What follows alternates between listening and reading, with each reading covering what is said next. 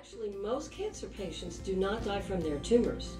They die of malnutrition, toxemia, and/or infections. Proper nutrition can address all three of those factors.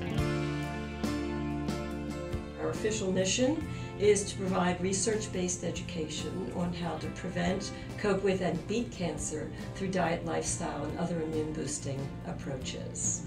Everything that we do is research-based, but patient-driven. The World Health Organization, for example, tells us that 70 to 80% of all disease is diet-related. We have our one-on-one counseling service that we provide, and we actually will go through a woman's diet: breakfast, lunch, dinner, snacks, and beverages. We like them to think about the list of foods and beverages that help them get into cancer trouble and the ones that help them get out of cancer trouble. And then we start decreasing the first list and increasing the second list. They have to do it very gradually because it's very difficult. But the good news is that small changes produce very big results.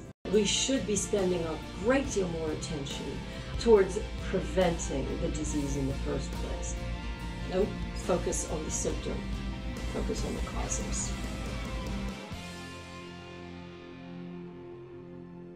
Diagnosis of cervical cancer. Cervical cancer.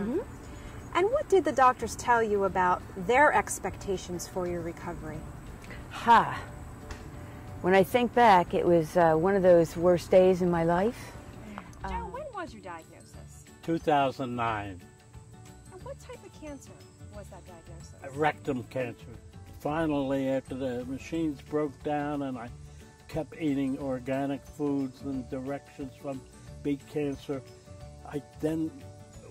they decided that I was ready for surgery. And they checked it and said, "Oh good, the tumor shrunk. It's small enough for us to take it out."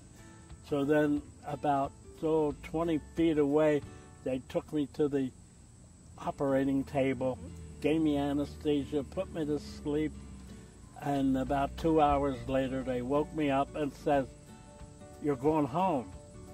I says, "Going home?" I said, "What do you mean going home? You did that good of a job, doctor?" And the doctor says, "No, we can't find the tumor." The tumor went away that fast. Oh my gosh, you must have had a smile from ear to ear, and the doctor was probably like astounded. That is amazing. My wife did not believe it, and then when the doctor did come down and talk to her, he says, "Yes, that's true. He's going home and there's no cancer."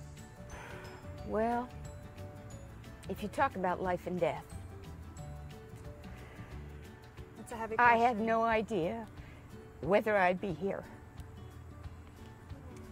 if it weren't for some good guidance. And I did get a chance to get a grip on my life. And besides just being more mentally stable, more confident. Since 2004, I've been disease-free.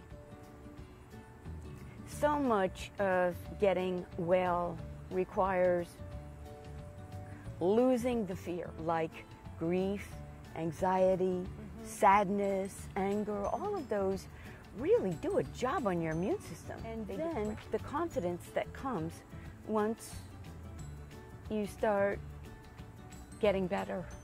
So I would say that BeatCancer was a great catalyst for my well-being.